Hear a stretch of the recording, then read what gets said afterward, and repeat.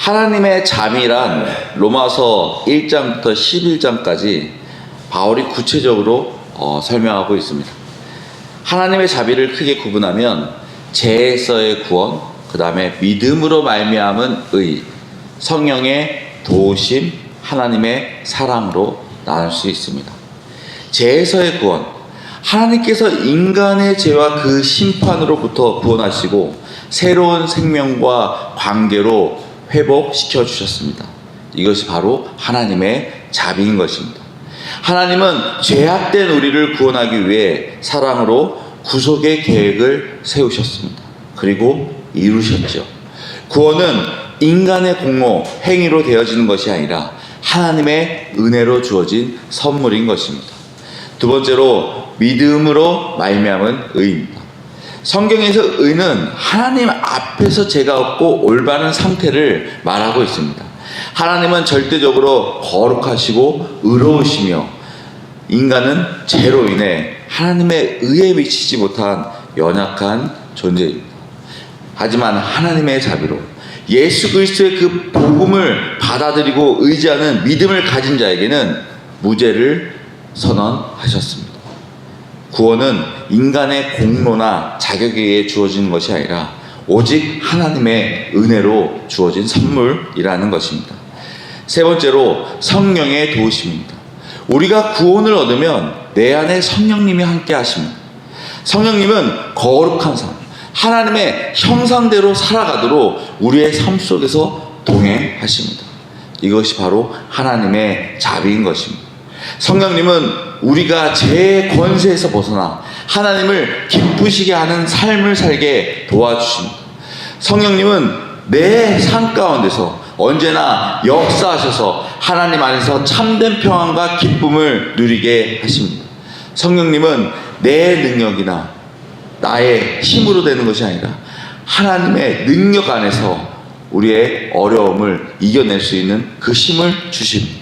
성령님은 우리에게 구원의 확신과 하나님의 자녀됨을 증인되어 주신다는 것입니다. 네 번째로 하나님의 사랑입니다. 그 어떤 것도 우리를 하나님의 사랑에서 끊을 수 없게 하십니다. 하나님의 가장 중요한 속성이 무엇입니까? 바로 사랑입니다. 하나님의 그 사랑은 죄인인 우리를 조건 없이 사랑하셨고 구원하셨고 자녀를 삼아 주셨습니다. 하나님의 사랑은 무조건적이며 희생적인 아가페 사랑인 것입니다. 하나님의 사랑은 불변하는 사랑, 영원히 변치 않는 영원한 사랑인 것입니다. 하나님의 사랑은 은혜롭고 자비로운 사랑, 죄악된 우리가 돌아오기만을 기다리는 사랑인 것입니다. 하나님의 사랑은 각각 개인마다 친밀하게 다가오는 사랑인 것입니다. 하나님의 자비, 여러분은 하나님의 자비를 누리고 살아가고 계십니까? 우리가 하나님의 자비, 하나님의 자비라고 맨날 외치면서 하나님의 자비 안에서 살고 있냐라는 것입니다. 삶 속에서 누리고 있냐라는 것이죠.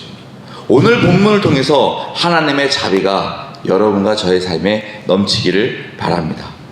첫 번째로 하나님의 자비는 영적 예배를 통해 드러납니다. 하나님의 자비를 체험하는 자들은 대부분 영적 예배를 통해 경험한다는 것입니다. 단순히 매주 드리는 예배보다는 우리의 삶 속에서 드러나는 영적 예배를 통해 경험된다는 것입니다. 영적 예배는 단순히 형식적인 종교 행위가 아니라 삶 속을 통해 하나님께 드려지는 헌신 예배인 것입니다. 바울은 영적 예배를 통해 하나님의 자비에 응답하여 자신을 거룩한 산 제물로 드릴 것을 지금 권면하고 있습니다. 1절에 그러므로 형제들아 내가 하나님의 모든 자비하심으로 너희를 권하노니 너희 몸을 하나님이 기뻐하시는 거룩한 산 제물로 드리라. 이는 너희가 드릴 영적 예배이라. 내가 하나님의 모든 자비하심으로 너희를 권하노니 모든 자비 무엇입니까? 앞에서 나눈 죄에서의 구원, 믿음으로 말미암은 의, 성령의 도우심, 하나님의 사랑인 것입니다. 바울은 로마서 1장에서 11장까지 하나님의 구원과 역사하심을 모든 자비로 지금 연결하고 있습니다. 하나님의 자비를 경험하는 자들은 넘치는 감사와 헌신으로 반응한다는 것입니다. 다시 말해, 우리의 감사와 헌신은 하나님의 은혜에 대한 응답으로 드려져야 한다는 것입니다. 너의 몸을 하나님이 기뻐하시는 거룩한 산 제물로 드리라. 여기서 몸은 단순한 육체를 의미하는 것이 아니라 우리의 전 인격과 삶 전체를 가리킵니다. 우리의 생각과 감격, 행동을, 그 모든 것을 포함하고 있다라는 것입니다. 우리는 하나님의 자비로 인해 거룩한 산 제물을 드려야 합니다. 거룩, 무슨 의미입니까? 우리가 이번 주 말씀을 통해서 거룩은 하나님의 속성인 것을 보았습니다. 그리고 선택받은 자만이 누릴 수 있는 속성임을 알게 되었습니다. 우리가 거룩한 삶을 살려면 우리는 하나님의 자녀로서 죄와 구별된 하나님께 합당한 삶을 살아야 한다는 것입니다. 거룩한 산 제물, 구약의 희생 제물과 달리 거룩한 삶을 살고 있는 상태로 하나님께 드려져야 한다는 것입니다. 이는 삶의 모든 영역에서 하나님을 섬기고 그분께 영광을 돌리는 지속적인 헌신을 말하고 있습니다. 우리는 하나님의 자비로 인해 하나님만 기뻐하시는 삶을 살아야 합니다. 우리의 헌신은 단순히 인간적인 노력이나 희생이 아니라 하나님의 뜻에 부합되는 삶을 살아야 한다는 것입니다. 하나님은 어린아이처럼 순순한 마음과 온전한 헌신을 기뻐하십니다. 나 자신을 드러내기 위함이 아니라 억지로 또는 대가 있는 드림이 아니라 하나님께 온전히 순수하게 드려지는 그 드림을 기뻐하신다는 것입니다. 하나님의 자비는 영적 예배를 통해 드러납니다. 영적 예배, 헬라어로 로기케, 이상적 합리적이라는 뜻입니다. 하나님의 자비에 응답하여 자신이 드려지는 그 헌신은 이상적이고 합당한 예배가 되어야 한다는 것입니다.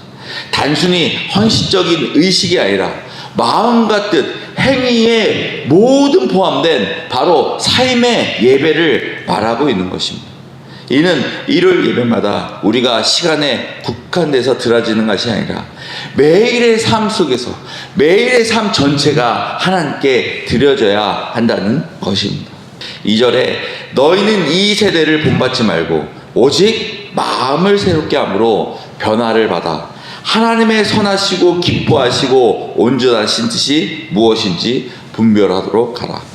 하나님의 자비가 드러나기 위해서는 우리는 이 시대를 본받지 말아야 합니다. 세대를 본받지 말라. 지금 사도 바울은 세상적 가치관이나 세상적 삶의 방식을 본받지 말라고 경고하고 있는 것입니다. 여기에서 세대는 하나님을 떠난 세상적 가치관, 또 문화, 그 삶의 방식을 말하고 있습니다.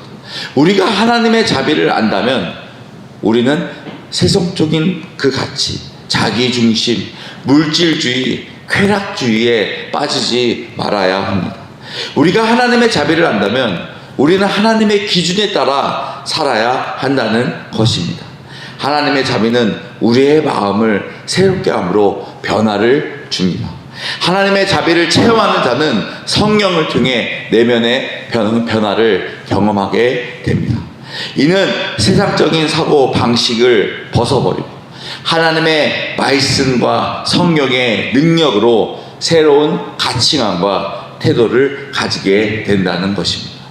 이 과정은 일시적인 사건이 아니라 지속적으로 갱신과 훈련으로 우리에게 변화를 준다는 것입니다. 하나님의 자비를 누리려면 하나님의 뜻을 분별해야 합니다.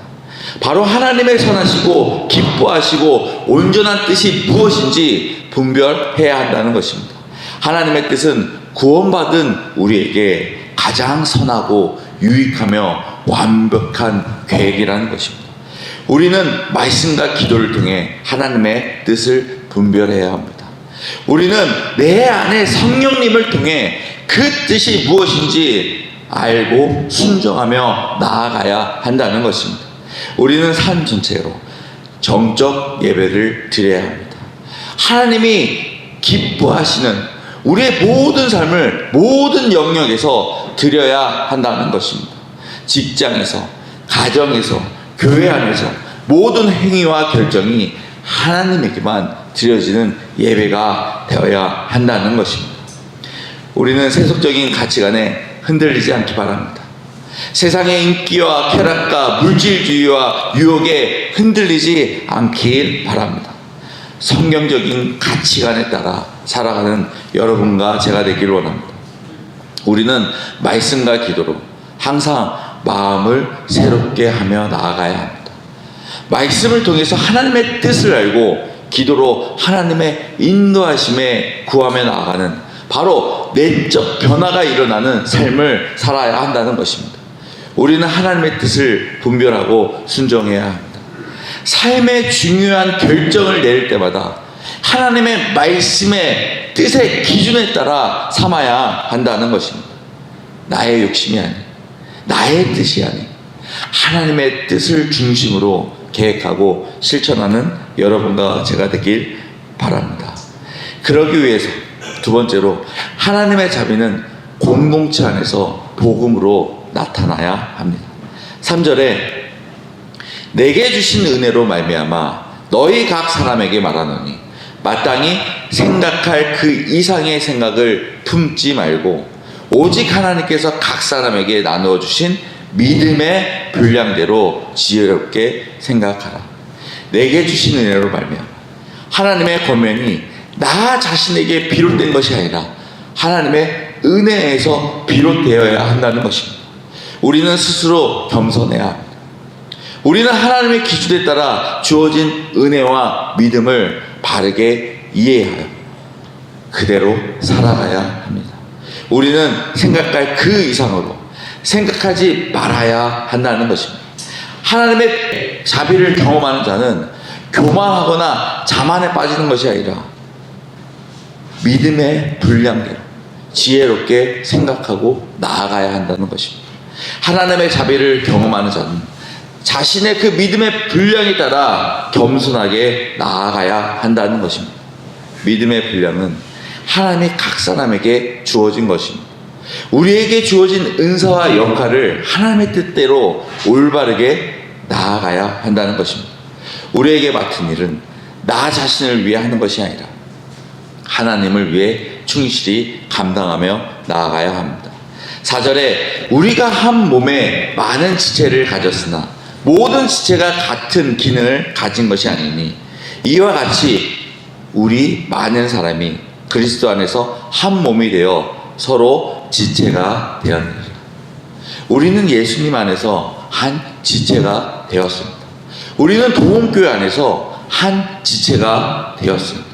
하지만 그 지체 안에서는 많은 지체와 연결되어 있습니다. 하나님의 자비는 우리 개개인에서 서로 다른 은사를 주셨다는 것입니다. 하나님의 자비는 우리가 하나의 지체가 될 수 있도록 바로 공동체를 이룰 수 있도록 그 안에 은사를 주셨다는 것입니다. 하나님의 자비는 모든 지체가 서로 보완하고 의지할 수 있도록 함께 그리스도의 몸을 세우기 위해 우리에게 각각의 은사를 주셨다는 것입니다. 각 사람에게 왜 각각 은사를 주셨을까요? 이는 각각의 다른 은사가 지체로 모여 하나의 공동체가 되기 때문입니다. 각각의 은사는 하나의 공동체를 이루기 위한 하나님의 자비인 것입니다. 본문에서 각각의 은사를 7가지로 나누고 있습니다. 6절에 우리에게 주신 은사대로 받은 은사가 각각 다르니 혹 예언이면 믿음의 부르시대로, 혹 섬기는 일이면 섬기는 일로, 혹 가르치는 자면 가르치는 일로, 혹 위로하는 자면 위로하는 일로, 구제하는 자는 성실함으로, 다스리는 자는 부지런함으로, 긍휼을 베푸신 자는 즐거움으로 할 것이니. 첫 번째로 예언은 믿음의 분량대로 하나님의 말씀, 바로 복음을 전달해야 한다는 것입니다. 하나님의 뜻을 바르게 발견하고 전해야 한다는 것이죠. 두 번째 섬김은 봉사와 섬김을 통해 공동체가 하나 되기 위한 필요가 채워져야 한다는 것입니다. 공동체가 무엇으로 하나 되어야 합니까? 예배 준비와 전도와 구제와 봉사활동 등 행위적인 것이 아니라 바로 복음 사역으로 하나 되어야 한다는 것입니다. 하나님의 은혜 가운데 실질적인 섬김은 바로 복음 사역에 있다는 것입니다. 세 번째로 가르침은 하나님의 말씀을 배우고 힘써야 한다는 것입니다. 그리고 그 받은 것을 바로 바르게 해석하고 하나님의 말씀대로 복음을 잘 전해야 한다는 것입니다. 네 번째로 위로는 낙심한 자들의 격려하고 희망을 주어야 한다는 것입니다. 마음에 상처받은 자를 공감하고 그들에게 사랑과 위로를 주어야 한다는 것입니다. 무엇을 위해서입니까? 바로 복음 사역을 위해서입니다. 다섯 번째로 구제는 물질적 도움을 통해 어려운 사람을 도와야 합니다. 무엇을 위해서요? 복음 사역을 위해서. 여섯 번째로 다스림. 공동체의 질서를 유지하고 이끌어야 합니다. 교회의 지도자나 직분을 가진 분들은 나 자신의 뜻대로 하는 것이 아니라 하나님의 뜻대로 이끌고 나아가야 한다는 것입니다.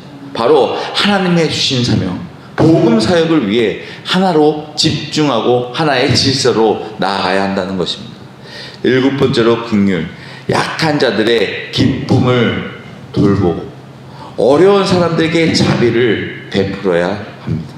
무엇을 위해서입니까? 바로 복음 사역을 위해서입니다.